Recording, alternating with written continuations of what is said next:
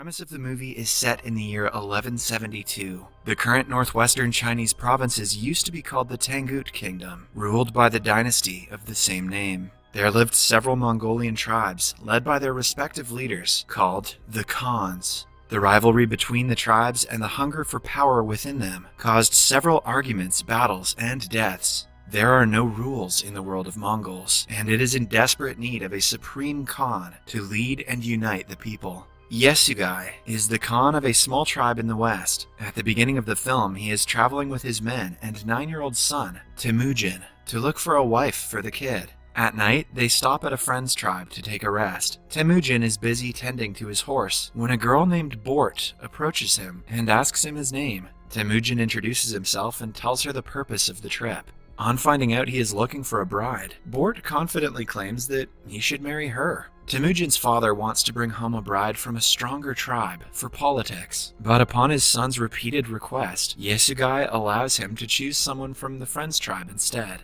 Before choosing the girl, Temudgin is asked to look for one with strong legs, because only a girl with strong legs can keep her man happy. Temudgin does as told, and chooses Borte. Their marriage is officiated, but they can only be together after 5 years. Before leaving, Temudgin promises to return soon, and gives Borte a necklace as a gift to remember him. On the way back to their village, Yesugei and the men take a rest near an inn. They are cautious because a few yards away sits the leader of a rival tribe with his men. Suddenly, the rival Khan sends his men with a bowl of milk as a sign of peace. To return the gesture, Yesugei also sends back a bowl of juice. Yesugei's right-hand man suggests that he let the servant drink the milk first, since they cannot trust their enemies. But Yesugei doesn't want to lose the opportunity to make peace because of suspicion. He drinks the bowl clean, and so does the other Khan. A while later, they continue the journey, but a few minutes in, Yesugei's chest starts to hurt. He falls off the horse and dies.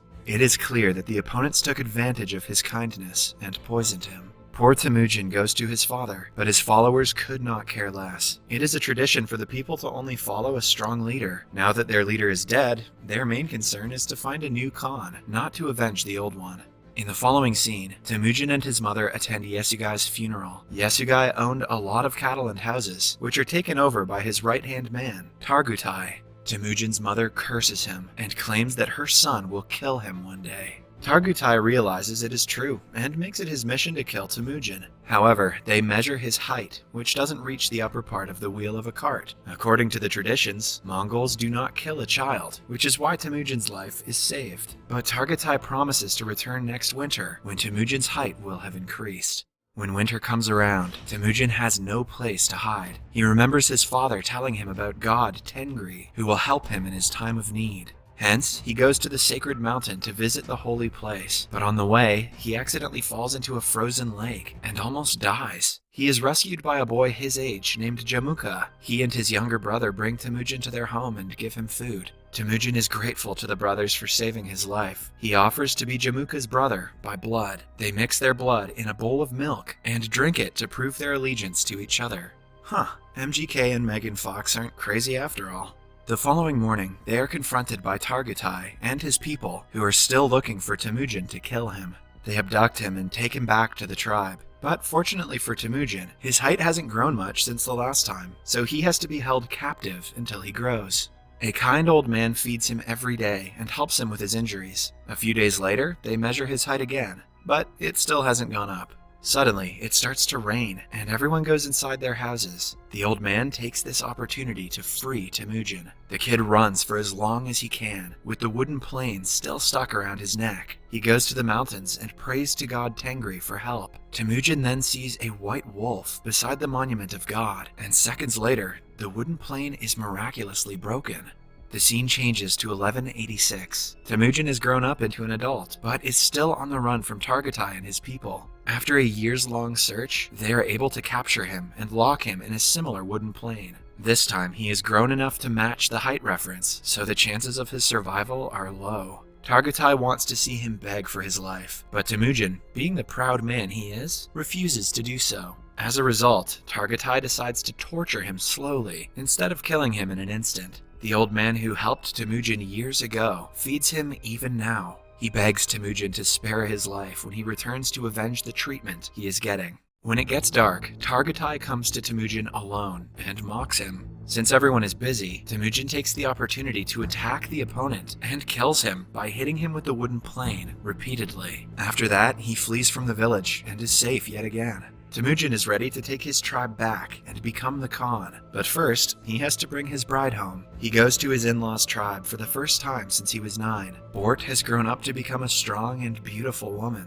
But are those legs thick, though? She reveals that she has been waiting for him since she saw him the last time. Temujin receives a coat as a dowry and brings Borte with him. The two go to his mother and sister after several years. They are welcomed wholeheartedly by the family. For the next month, they live the life of their dreams. Temujin and Borte fall deeper in love as spouses. But trouble arises when one day they are attacked by the Merkit tribe. Long ago, Temujin's father kidnapped his mother from the Khan of Merkit. He had vowed to take revenge, and is here to steal Borte from Temujin. The couple tries running away, but Temujin is shot with an arrow, and Borte is kidnapped to become the wife of the rival Khan. When Temujin gets better, he knows he has to get his wife back, but he cannot do it alone. Hence, he goes to his old blood brother, Jamuka's place. Jamuka has grown up to become the Khan of a powerful tribe himself. He agrees to help, but only after a year, because he is busy with a task at hand. A year passes in the blink of an eye, and the two then set off with their troops to attack the Merkit tribe. They kill all of their men and rob the place before finding a pregnant Borte in one of the huts. She has killed a man whose dead body is lying beside her. Temujin immediately claims that the child is his and takes Borte back. At night, the troops celebrate the win.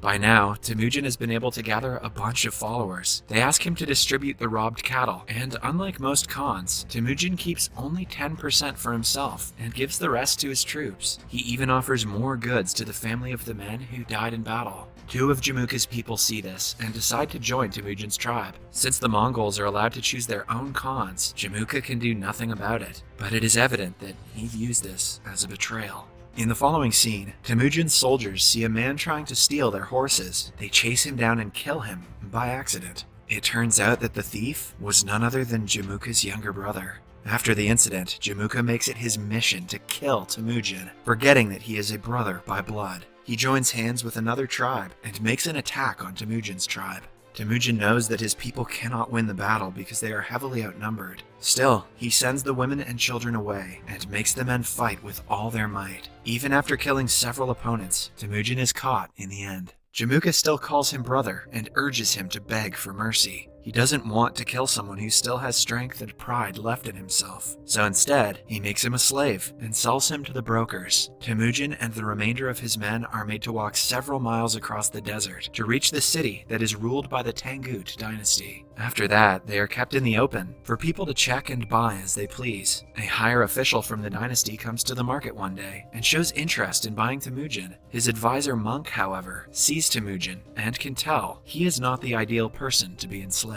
He doesn't even have thick legs. He thinks Temujin will be the end of the entire powerful dynasty. The buyer only laughs at the statement and buys Temujin nonetheless. He is then kept in a cage as a freak who people can see and make fun of. The monk visits him every day and begs for forgiveness. He makes a pact with Temujin that if he looks for Borte, Temujin will not destroy the monastery when the time comes. While on the search for Borte in the deserts, the monk falls unconscious and dies. Luckily, he is found by Borte, who recognizes the necklace he has as the one she owned for several years. She figures out her husband is still alive and goes to the city to look for him. Since Temujin is on full display to the people, she doesn't take long before finding him. The same night, she bribes a guard and helps Temujin flee. He is surprised to see that his son has grown a lot, and Borte now has a second daughter. She reluctantly had to be with another man to make ends meet and to feed her children. Temujin loves her even more for her sacrifices and tells the little girl that he is her father. The family of 4 returns to their home in the countryside and lives there happily for a month. The kids love their father and play with him all the time.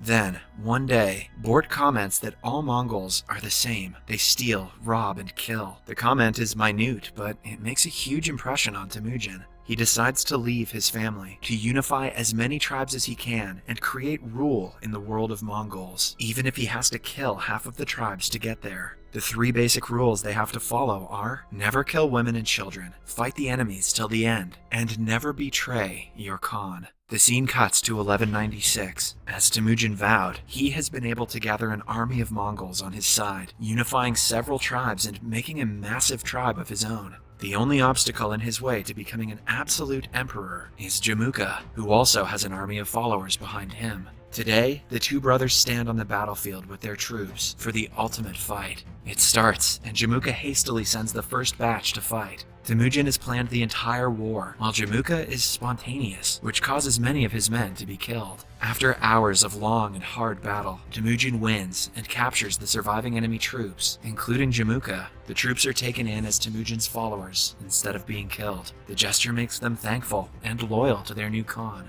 The old man who once helped him escape is made the advisor of the tribe. Now, the only thing left to do is to make a judgment for Jamuka.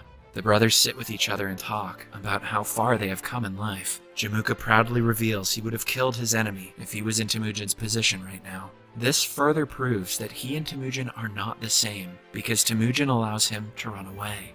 Out of respect for his brother and the hustle he has done to create an army, Temujin forgives him and lets him go. Then, we see that Borte, with both her children, has reunited with Temujin and lives with him happily. In the end, it is narrated that in 1206, Temujin was made the Khan of all Mongols, named Genghis Khan. As he had promised, he wiped out the entire Tangut dynasty and rebuilt the kingdom, but left the monastery as it was, at the request of the late monk. In the future, he became the founder of the entirety of the Mongol Empire, the largest contiguous empire in history. I also hear he had great legs.